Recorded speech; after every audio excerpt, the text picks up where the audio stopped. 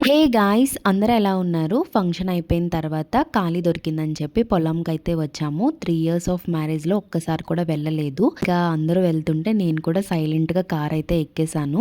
ఏమో నాకలా బయటకు వెళ్ళటం అలాగా అలవాటు లేదు. అంటే మా ఇంటి దగ్గర అలా తిరిగేస్తాను కానీ అత్తయ్య గారు వాళ్ళ ఇంటి దగ్గర నాకు అలా నచ్చదనమాట ఎక్కడికన్నా వెళ్ళటం. బట్ ఆ రోజు ఏంటంటే జస్ట్ వీడియో కోసమే వెళ్ళాను. ఇంకా ఆవులు అన్నీ భలే నేచర్‌ని ఎంజాయ్ అయితే చేశాను. నాకు నచ్చినవన్నీ క్యాప్చర్ అయితే చేశాను.